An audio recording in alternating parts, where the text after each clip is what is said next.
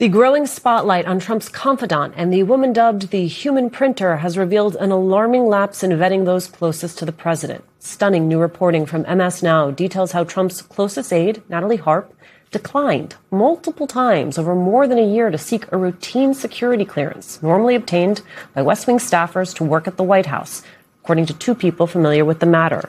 Both people said Harp's reasoning for declining to complete the process was unknown. After concerns mounted among the White House counsel's office and security officials, the president himself intervened, and Harp in recent months filled out the forms to launch a formal federal background investigation and receive the clearance, one of the people said. I want to bring in MS Now senior investigative reporter Carol Leonnig and political analyst and host of the Bulwark Daily podcast, Tim Miller. Carol, is opting out even a thing? I've never heard before of a White House staffer just declining to go through the process. Nor have I, and hats off to Jake Traylor and Jackie Alemany. I helped them a little, but they nailed this reporting, and I'm really impressed by what they were able to learn. It is unusual beyond anything I've seen before, but I think it's fair to remind people, Alicia, that Donald Trump's security clearance process for this administration, round 2 of the Trump White House, has been also unprecedented. You'll remember that he declined initially to agree to FBI background checks of any of his future nominees when he was in transition. He was late to finally strike an agreement for those background checks. And ultimately, as we reported here at MS Now, he only agreed to security clearances for cabinet secretaries and very, very, very senior officials. So a lot of background checks for officials never, ever actually were completed. So Natalie Harp, in this instance, is not so aberrant in Trump 2, but it is highly unusual, according to a national security official I spoke to, and was highly concerning because of the routine top secret material she has access to, quote unquote, by proximity. She has a security clearance by proximity just by dint of being with the president at all hours, when he is hearing from foreign leaders, when he is getting briefed on some material that only a handful of people are authorized to review or ever hear anything about. And concerns from the Secret Service, what are they particularly concerned with here? I'm Carol. So sorry, I couldn't hear you if you were asking me that question. I'm curious because some of the concern was coming from folks inside the White House. Some was coming specifically from the Secret Service. And I wonder, sort of given your deep sourcing and reporting inside the Secret Service, what, if anything, you've heard from them about the complexity that this presented? Yes. Well, the Secret Service is not responsible, as you know, for a background security check, which is usually done by the FBI, reviewed sometimes by the intelligence offices, and then ultimately vetted by a White House security office. However, the Secret Service registered concern, sources tell me, about the frequency with which Natalie Harp was basically by the president's side, the kinds of materials she had access to, and the lack of a sort of a hierarchical control on Natalie Harp. In other words, Susie Wiles is the chief of staff. Why was Natalie Harp able to avoid a basic and sort of what you consider fundamental part of being a member of the executive office staff? Why was she able to avoid that and all this time?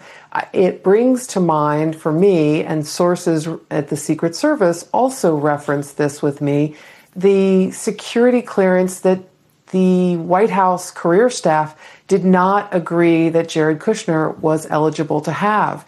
They did not think he could have the highest security clearance after concluding that foreign officials believed he was manipulable. And Donald Trump intervened in that instance to basically declare that this family member, the husband of his wife, would have a security clearance without any career staff signing off on it. It would be granted by him.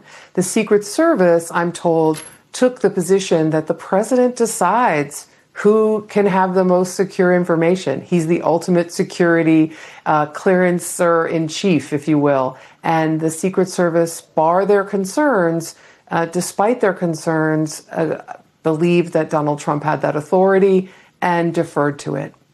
Tim, part of what has made this story so sticky is the response that the White House has had to it. They seem very thrown off by the use of a single person's name out there on the campaign trail. This story now has legs in light of this new reporting. Scott Jennings, who Politico reports is pitching himself to replace Caroline Leavitt, attempted to attack Senator Ossoff for invoking HAARP.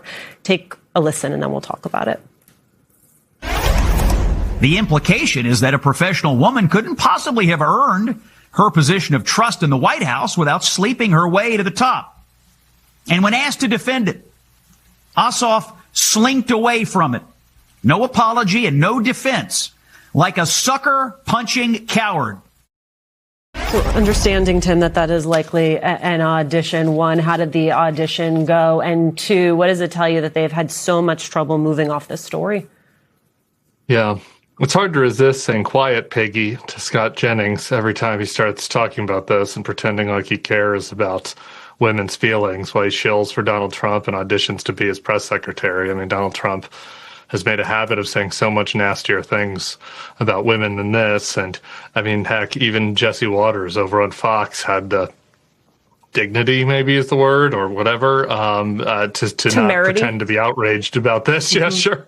Like whatever the word is, had the something to not pretend to be outraged about this because it's just ridiculous on its face for shills for Donald Trump to pretend to care, about the way women are treated in the workplace. We don't need to list all the ways that Donald Trump has abused women physically and emotionally and verbally. So that's one element to this. The other thing is just the HAARP story is partially sticky because, it's a real story, and these guys, Jennings and all of them, are the ones that keep invoking, this idea that it's an affair or whatever.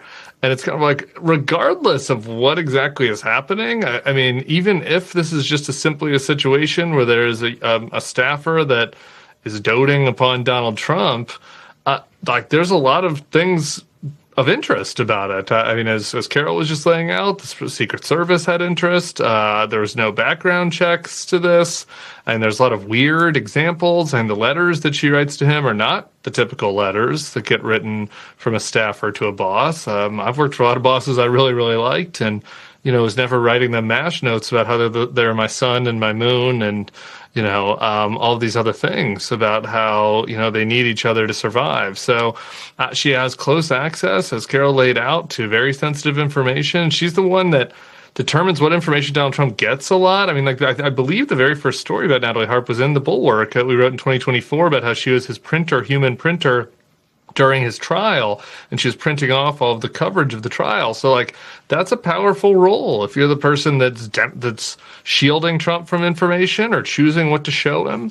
So, look, I think that their response to this has not allowed them to move on from the story because, their response is not actually in tune with what the real criticism is.